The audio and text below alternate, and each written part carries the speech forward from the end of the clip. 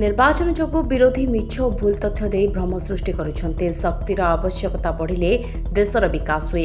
Make in Odisha परि कार्यक्रम द्वारा शिल्प आसुछि। मागणा बिजुली विरोधी को अड़ुआरे पकाई देछि।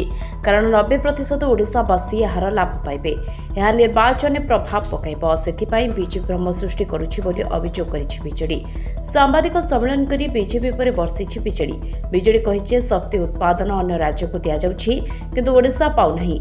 अन्य राज्य ठारू ओडिशा रे अधिक दर। ओडिशा शक्ति उत्पादन करे नहीं। अन्य राज्य को बिजुली देवा निष्पत्ति केंद्र सरकार नियंती, ओडिशा नुहे। दर शक्ति नियंत्रण कमिशन निर्धारण करे। बिजुली दर सबु राज्य पई समान। ग्राहक जानिबा दरकार जे ओडिशा को मिलुवा शक्ति कम। एनटीपीसी परि संस्था ओडिशार लाभ नेउछन्ते हेले ओडिशा पई किछि करूनांती। आमे लढी करूछु जे आम शिल्प पई जेते शक्ति दरकार ता दियंतु। एनटीपीसी परि संस्था ओडिशा रे थिले भी ओडिशा युवकों को नियुक्ति रे अग्राधिकार देउनाहांती। मुख्यमंत्री संघीय सहभागितार विश्वास करती। तेणु भारत को शक्ति क्षेत्र में स्वावलंबी करिबारे ओडिशा मध्य सहयोग करुछि।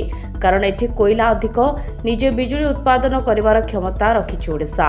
गत 5 वर्ष हेलाणी जेपरि भारत में दरदाम बढ़िछि, लोकों ऊपर चाप पड़िछि। तेणु खर्च कम करने केंद्र उपरे निर्भर न करी निम्न मध्यमितक जीवन धारा परिवर्तन करने को मागणा बिजुली कथा चिंता करिसेंती मुख्यमंत्री नवीन पट्टनायक बोली कहिछि बीजेडी।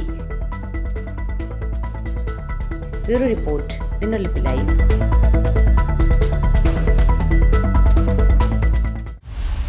दिनलिपि लाइव को एबे ही लाइक शेयर सब्सक्राइब करंतु।